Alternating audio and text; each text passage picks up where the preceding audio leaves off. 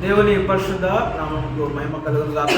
అందరూ సంతోషంగా ఉన్నారండి, హ్యాపీ.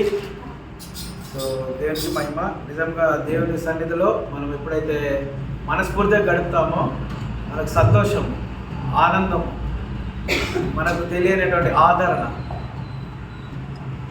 కాబట్టి దేవునికి మహిమ కలుగును గాక. అటు రీతిలో మనము దేవుని సన్నిధిలో ఎదగాలని కోరుకుంటూ ఈనాటి లేఖన భాగంలోనికి మనము వెళ్దాము. గత వారంలో మనం కొన్ని విషయాలు నేర్చుకున్నాము. గుర్తున్నది ఎవరికన్నా? ఏ టాపిక్ గురించి మనం నేర్చుకున్నాం? దశమ భాగము ఇవ్వాలి కదా. అది దశమ భాగం ఇచ్చినప్పుడు దేవుడు మనల్ని దీవిస్తాడు, ఆశీర్వదిస్తాడు, దేవుని కృపలో మనల్ని ఎదిగింపజేస్తాడు. అయితే ఈరోజు ప్రశ్న ఏంటంటే, క్రొత్త నిబంధన ప్రకారము, క్రొత్త నిబంధన మనకు వచ్చిన తర్వాత దశమ భాగము చర్చికి ఇవ్వాలా వద్దా? ఈరోజు మనం నేర్చుకుందాం. ఎంతమంది మీకు తెలిసిన ఆన్సర్ చెప్పండి. చర్చికి దశమ భాగం ఇవ్వాలా వద్దా? ఇవ్వాలి. 100% ఇవ్వాలి. సో మరి బైబిల్ ఏం చెప్తుంది? క్రొత్త నిబంధన ప్రకారము దశమ భాగము ఇవ్వచ్చా, ఇవ్వకూడదా, ఇవ్వడము ఇవ్వకపోవడము లేఖనానుసారమా కాదా? ఈరోజు మనం నేర్చుకుందాం. అందరూ కలిసి కొరింథీయులకు రాసిన 2వ పత్రిక 9వ అధ్యాయము 7వ వచనం. కొరింథీయులకు రాసిన 2వ పత్రిక 9వ అధ్యాయము.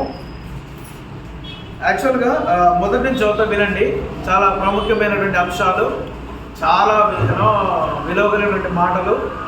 మీరు you have to understand the concept of the new testament, especially related to the offerings. చర్చికి కానుకలిచ్చే విషయంలో నూతన నిబంధన, క్రొత్త నిబంధన ఏమి చెప్తుందో మనం చూద్దాం.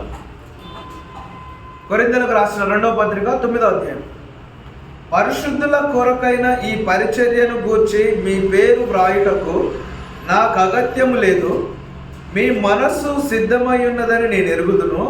అందువలన సంవత్సరము నుండి అకయ సిద్ధపడి ఉన్నదని చెప్పి నేను మిమ్మల్ని గూర్చి మాసిదోనియా వారి ఎదుట అతిశయపడుచున్నాను. మీ ఆసక్తిని చూచి అనేకులు ప్రేరేపింపబడిరి. అయితే మిమ్మల్ని గూర్చిన మా అతిశయము ఈ విషయంలో వ్యర్థము కాకుండానట్లు నేను చెప్పిన ప్రకారము మీరు సిద్ధముగా ఉండుటకై నా సహోదరులను పంపితిని. మీరు సిద్ధపడని ఎడల, ఒకవేళ మాసిదోనియా వారెవరైనను నాతో కూడా వచ్చి మీరు సిద్ధముగా ఉండకపోవుట చూచిన ఎడల ఈ నమ్మిక కలిగి ఉన్నందుకు మేము సిగ్గుపరచబడుదుము. మీరును సిగ్గుపరచబడుదురని ఇక చెప్పనేలా. చాలా జాగ్రత్తగా వినండి. కావున లోగడ ఇచ్చదమని మీరు చెప్పిన ధర్మము విసిరితనముగా ఇయ్యక ధారాళముగా ఇయ్యవలనని చెప్పి సహోదరులు మీ యొద్దకు ముందుగా వచ్చి దానిని జమ చేయుటకై వారిని హెచ్చరించుట అవసరమని తలంచితిని. కొంచెముగా విత్తువాడు కొంచెముగా పంట కోయును, సమృద్ధిగా విత్తువాడు సమృద్ధిగా పంట కోయును అని ఈ విషయమై చెప్పవచ్చును. 7వ వచనం చాలా జాగ్రత్తగా వినండి. సనుగు కొనకయు బలవంతముగా కాకయు ప్రతివాడును తన హృదయములో నిశ్చయించుకొనిన ప్రకారము ఇయ్యవలెను. అండర్లైన్ చేసుకోండి మరలా. 7వ వచనం. సనుగు కొనకయు బలవంతముగా కాకయు ప్రతివాడును తన హృదయములో నిశ్చయించుకున్న ప్రకారము ఇయ్యవలెను. దేవుడు ఉత్సాహముగా ఇచ్చువారిని ప్రేమించును. దేవుడు ఎవరిని ప్రేమిస్తాడంట? ఉత్సాహముగా ఇచ్చువారిని ప్రేమించును.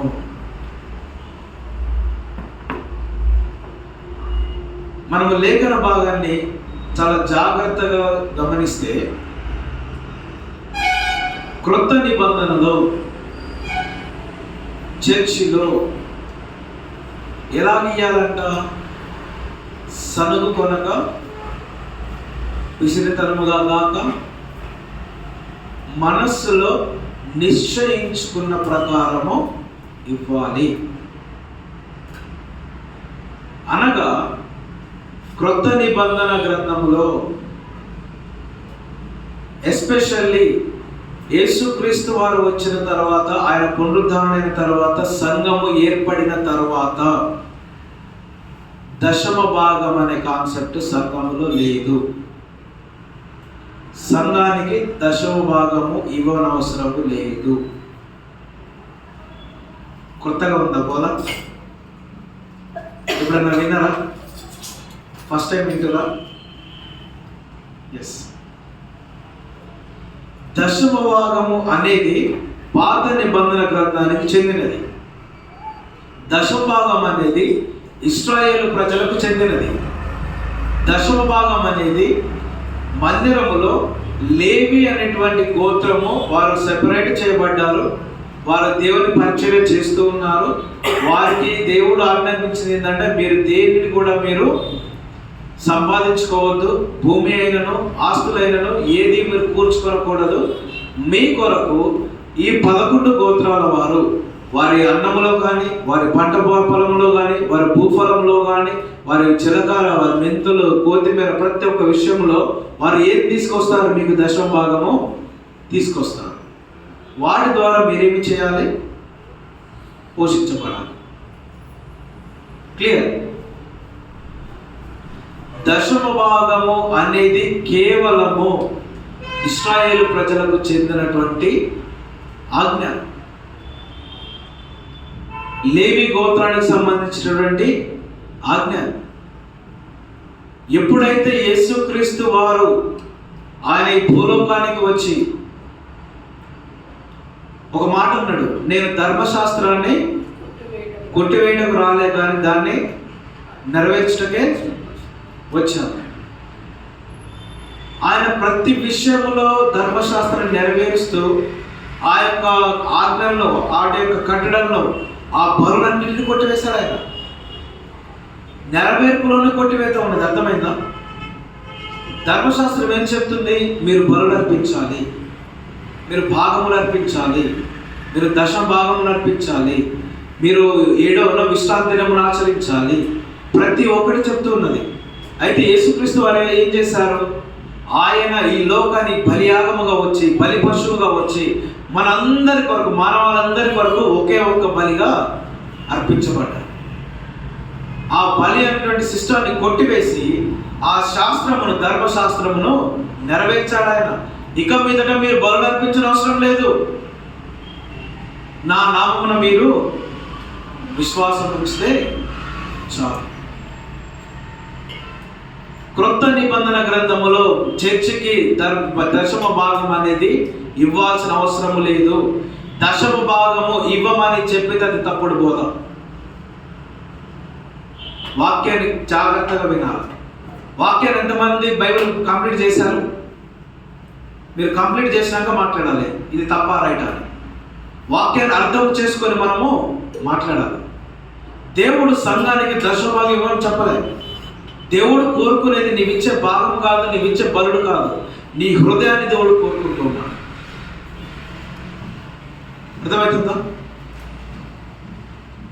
దశమ భాగము సంఘానికి ఇవ్వనవసరం లేదు. అది పాత నిబంధన గ్రంథము. మనకంటూ క్రొత్త నిబంధన ఏర్పాటు చేయబడింది. మనము సంఘం అనేటువంటి మందిరంలో ఉన్నాము. సంఘము అంటే 4 గోడలు కాదు. నీవు నేనే సంఘము. నీ హృదయమే దేవుని ఆలయము. ఇది దేవుడు కోరుకునేది. నువ్వు ఎంతవరకు పరిశుద్ధముగా, నీతిగా, యథార్థముగా, దేవుని యందు భయభక్తులు కలిగి నీవెంత నివసిస్తావో అదే దేవునికి కావాలి క్రొత్త నిబంధన ప్రకారం. అందుకే పౌలు గారు ఏమంటున్నాడు 9వ అధ్యాయం 7వ వచనంలో, సనుగు కొనకయు బలవంతముగా కాకయు ప్రతి వాడును తన హృదయములో నిశ్చయించుకున్న ప్రకారం. ఇది సిస్టము. క్రొత్త నిబంధన గ్రంథంలో ఉన్న సిస్టమ్ ఏంటంటే, బలవంతముగా కాక, నేను మిమ్మల్ని బలవంతము చేసి ఈ అంటించుడు కాదు.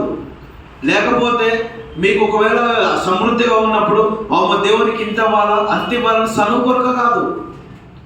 నీ హృదయంలో పరిశుద్ధాత్మ దేవుడు పంచక కొరకు ఎలాగైతే ప్రోత్సహిస్తాడో, అది 10 రూపాయలే కావచ్చు, అది ₹1,00,000 కావచ్చు, అది 10 లక్షలే కావచ్చు, ₹1 కావచ్చు, నీ శక్తి కొలది దేవుడు పరిశుద్ధాత్మ దేవుడు నీ హృదయంలో ఎంత ప్రేరేపిస్తాడో అది నువ్వు మనస్ఫూర్తిగా ఇవ్వడమే దేవునికి కావాల్సింది. ఒక చిన్న ఉదాహరణ చూద్దామా? దీన్ని మార్క్స్ వార్త 12వ అధ్యాయం, మార్క్స్ వార్త 12వ అధ్యాయం తీసారా? మార్క్స్ వార్త 12వ అధ్యాయం 41వ వచనం కాంచి చూడండి ఒకసారి. ఇది యేసుక్రీస్తు వారి దగ్గర జరుగుతున్నటువంటి సందర్భం. ఆయన అనగా ఎవరు? యేసుక్రీస్తు వారు. మార్క్స్ వార్త 12వ అధ్యాయం 41వ వచనం తీసారా? ఆయన కానుక పెట్టే ఎదుట కూర్చుండి, ఎవరు? యేసుక్రీస్తు వారు కానుక పెట్టే ఎదుట కూర్చుండి జనసమూహము ఆ కానుక పెట్టెలో డబ్బులు వేయక చూస్తుండెను. ధనవంతులైన వారు అనేకులు అందులో విశేషముగా సొమ్ము వేయుచుండిరి.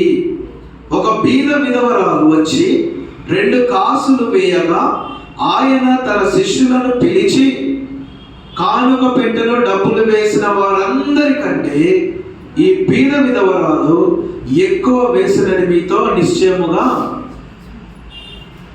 దేవుడు ఏ కానుకను ఘనముగా ఇస్తున్నాడో తెలుసా? ఏ కానుకను లక్ష్యం చేస్తున్నాడో తెలుసా? వారందరూ 44 వచ్చిన వారందరూ తమకు కలిగిన సమృద్ధిలో నుండి వేసిరి, కానీ ఈమె తన లేమిలో తనకు కలిగినదంతయు అనగా తన జీవనమంతయు, ఇది దేవుడు కోరుకునేది. ఈ లేమిలో కూడా నా దేవునికి నేను ఇవ్వాలి అనే మనసుని చూసారా? ఆ మనసును దేవుడు కోరుకుంటున్నాడు. ధనవంతులు అంట బంగారు కాసులు వేశారు, వెండి కాసులు వేశారు, లక్షలు ఇచ్చారేమో, వారికి కలిగినంత సమృద్ధి ఇచ్చాడేమో. కానీ ఒక పేద విధవరాలు ఎందుకు పనికిరాని, ఎన్నిక లేనటువంటి ఆ ధనవంతుని దృష్టిలో, మనుషుల దృష్టిలో, పరిసయ్యులు, శాస్త్రులు, సద్దుకాయలు వారందరి దృష్టిలో పనికిరాని ఎన్ని కాసులు వేసిందంట? 2 కాసులు వేసింది. కానీ యేసుక్రీస్తు వారు ఏం చేశారు? శిష్యులను ఎక్కడో ఉండాలి దగ్గరికి పిలిచి ఏమంటున్నాడు యేసుక్రీస్తు వారు? ఈ పేద విధవరాలు అందరికంటే ఎక్కువగా వేసింది. ఇది దేవుడు గమనిస్తున్నాడు. ఏమని ఆయన వివరిస్తున్నాడు? తన జీవనమంతా తన లేని స్థితిలో, తన బీద స్థితిలో, తన హృదయములో నిశ్చయించుకున్న ప్రకారము బలవంతముగా ఇయ్యలే 2 కాసులు, చదువుకుంటాము 2 కాసులు ఇయ్యలే, పరిసయ్యులు శాస్త్రులు బలవంత పెడితే ఇయ్యలే, యేసుక్రీస్తు వారు బలవంత పెడితే ఇయ్యలే, లేకపోతే శిష్యులు వచ్చి బలవంత పెడితే ఇయ్యలే. ఆమె మనస్ఫూర్తిగా తన జీవనమంతా ఇచ్చింది. క్రొత్త నిబంధనలో దేవుడు చూసేది నువ్విచ్చే దశమభాగము కాదు, నువ్విచ్చే లక్షలు కాదు, నువ్విచ్చే వేలు కాదు, ఇచ్చే మనసు దేవుడు చూస్తున్నాడు. ఏ మనసుతో ఇస్తున్నావు? సనుగుకుంటూ ఇస్తున్నావా? బలవంతముగా ఇస్తున్నావా? లేదా పరిశుద్ధాత్మ దేవునితో నువ్వు సహవాసము చేస్తూ ఆ పరిశుద్ధాత్మ దేవుడు నీ హృదయమును ఎలా ప్రేరేపిస్తే అలాగ నువ్వు ధారాళంగా ఇస్తున్నావని దేవుడు గ్రహిస్తూ ఉన్నాను, చూస్తూ ఉన్నాను. పాత నిబంధనకు కొత్త నిబంధనకి వ్యత్యాసం ఉన్నది. కాబట్టి నీవు ఏ విషయంలో జాగ్రత్త పడాలి అంటే, ఈ మంత్లో నేను దశభాగం ఇచ్చానా లేదనేటువంటి విషయంలో జాగ్రత్త పడడం కాదు. నా దేవునికి నేను మనస్ఫూర్తిగా ఇస్తున్నానా లేదా, నా శక్తి కొలది నేను ఇస్తున్నానా లేదా, పరిశుద్ధాత్మ దేవుడు నన్ను ప్రేరేపించే కొలది నేను ఇస్తున్నానా లేదా, ఇంకో ఏ విషయంలో మనం జాగ్రత్త పడాలి అంటే చూడండి, అదే వచనంలో 9వ అధ్యాయంలో, కొరింథీ 2వ పత్రిక 9వ అధ్యాయంలో మనం ఒక విషయంలో జాగ్రత్త పడాలి. ఏ విషయంలో? అంతకుముందు 5వ వచనం, కావున లోగడ ఇచ్చేదమని మీరు చెప్పిన ధర్మము పిసినితనముగా ఇయ్యక ధారాళముగా. ఈ విషయంలో మనం జాగ్రత్త పడాలి. లోగడ సంఘంతో ఏమని చెప్తున్నాడు పౌలు? లోగడ నువ్వు ఇంత ఇస్తానని నువ్వు మాట ఇచ్చావు, కానీ ఆ ఇచ్చే విషయంలో ఏమవుతుంది? నీకు ఇస్తానము అడ్డు వస్తుంది. మనము మాట ఇస్తే నెరవేర్చుకునే వారముగా ఉండాలి. ఈ విషయంలో మనం జాగ్రత్త పడాలి. ఈ విషయంలో మనము జాగ్రత్త పడాలి.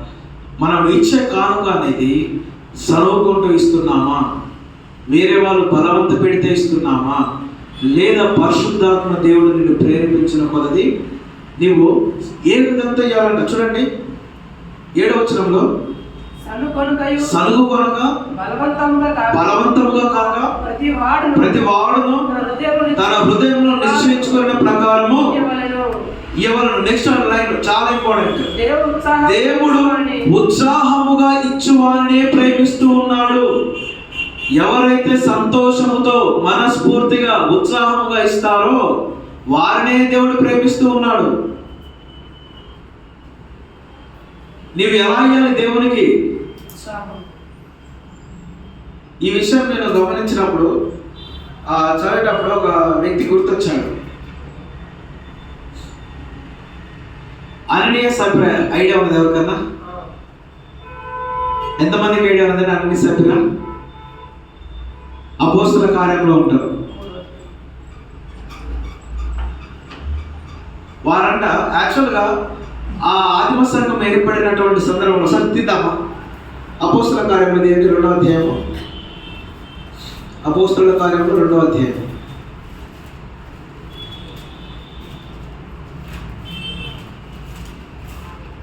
44 వచనం చూడండి. 2వ అధ్యాయం 44 వచనం, 43 వచనం చూద్దాము. అప్పుడు ప్రతి వానికి భయము కలిగెను, మరియు అనేక మహత్కార్యములను సూచక క్రియలను అపోస్తలుల ద్వారా జరిగెను. విశ్వసించిన వారందరూ ఏకముగా కూడి తమకు కలిగినదంతయు సమిష్టిగా ఉంచుకొనిరి.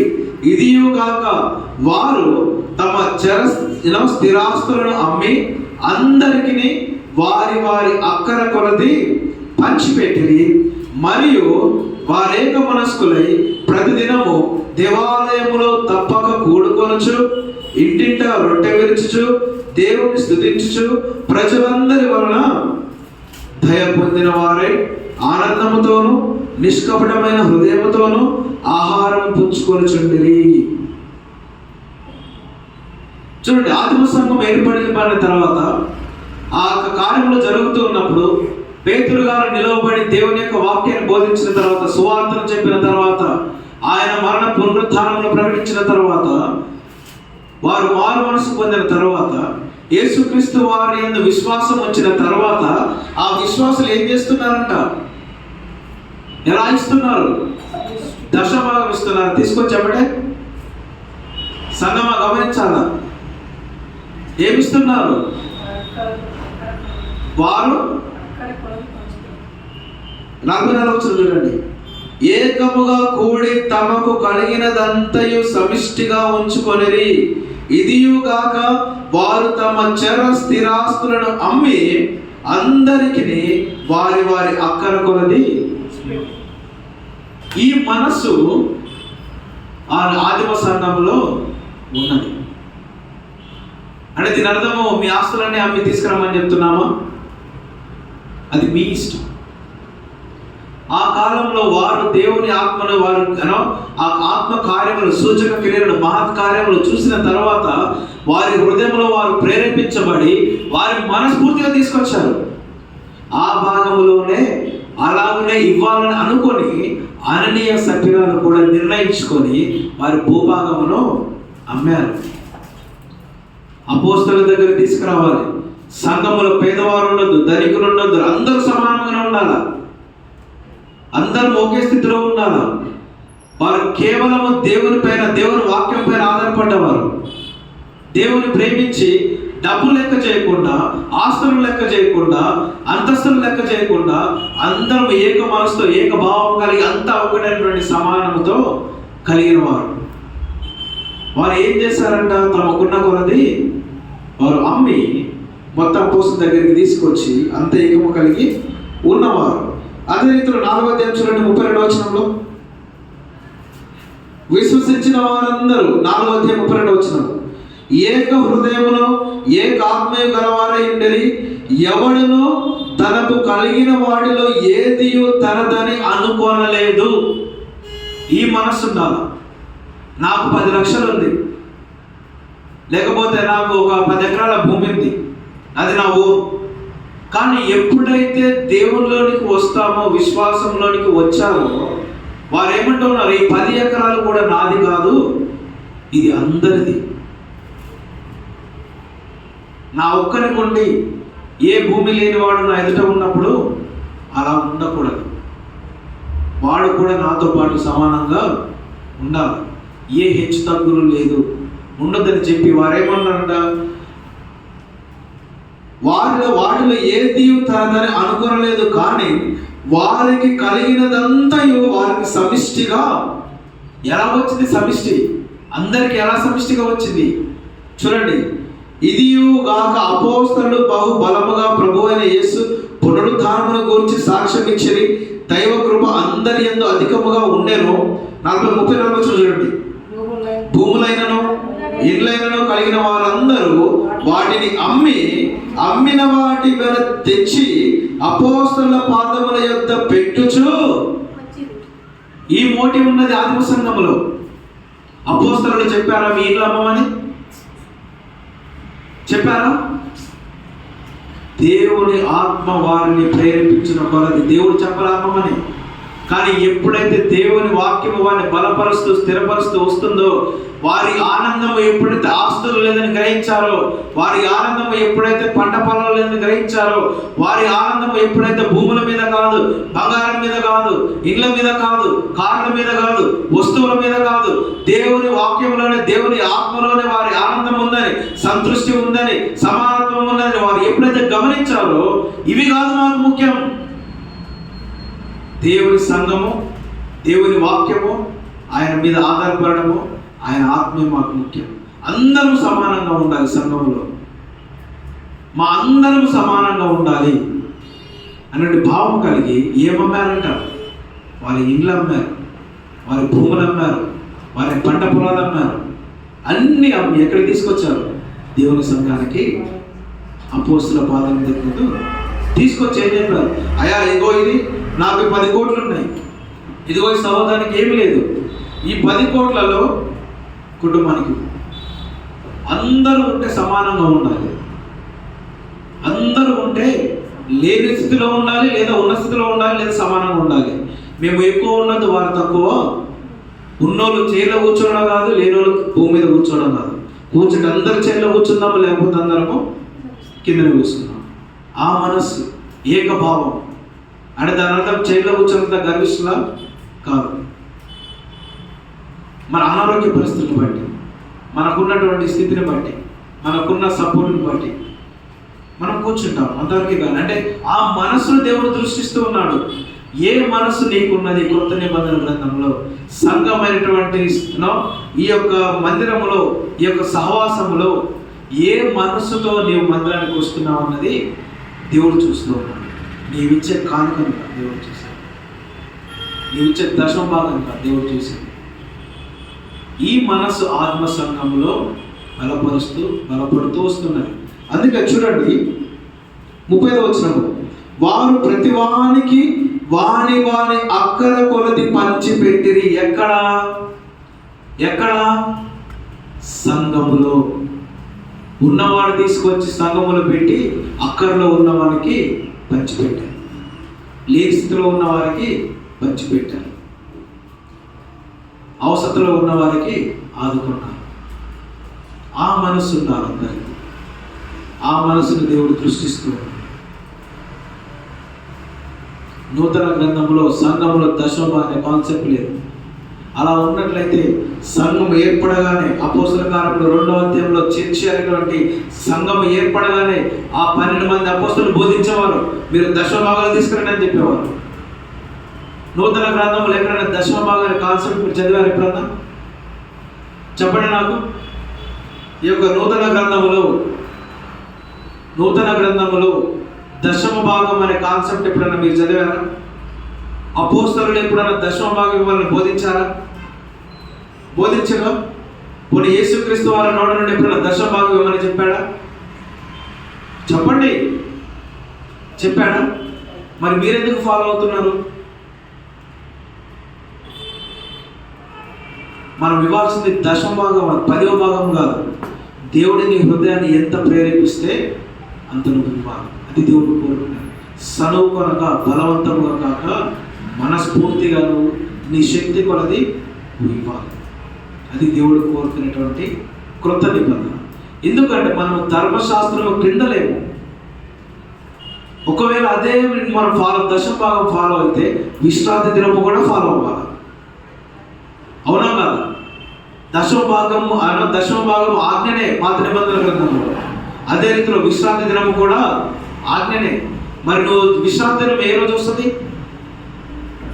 ఏ రోజు విశ్రాంతి దినము? శనివారం. విశ్రాంతి దినము శనివారం, ఆదివారం కాదు. అందుకే ఇప్పటికీ ఇశ్రాయేల్ ప్రజలు, యూదులు శనివారం అనేది గ్యాదర్ అవుతారు. SDA seventh day Adventist school ఉంది ఇక్కడ మాడుగులపల్లిలో. ఈ సెవెంత్ డే అడ్వెంటిస్ట్ వారు ఏం ఫాలో అవుతారు? శనివారం ఉంటుంది వారికి ఆరాధన, ఆదివారం ఉండదు. ఆదివారం కూడుకోరు వారికి ఆరాధన దినము శనివారమే. అవి తప్పుడు బోధలు. మరి మనం ఎందుకు శనివారం కూడుకోవట్లే? ఎందుకంటే మనము ధర్మశాస్త్రం క్రింద లేదు. ఆ ధర్మశాస్త్రాన్ని కొట్టివేసి అందులో వాటిని నెరవేర్చడానికి యేసుక్రీస్తు వారి లోకానికి వచ్చారు. నువ్వు దశమ భాగం ఫాలో అయితే బలుడు కూడా నువ్వు ఫాలో అవ్వాలి. బలి అర్పిస్తావా? నువ్వు బలిస్తున్నావా? పాపం చేసినప్పుడు, ఏదైనా అన్యాయం చేసినప్పుడు బలి అర్పిస్తున్నావా? ఆ పాపానికి తగినటువంటి పరిమాణములను బలు అర్పిస్తున్నావా? మరి దశమ భాగం మీద అర్పిస్తున్నావు? ఫాలో అయితే అన్ని ఫాలో అవ్వాలి ధర్మశాస్త్రం. అవునా కాదా?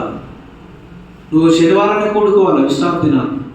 నువ్వు పాప పరిహారాల బలులు అర్పించాలి, సమాధాన బలులు అర్పించాలి, అన్నీ అర్పించాలి. అది చేసి దశమ భాగాన్ని అర్పి.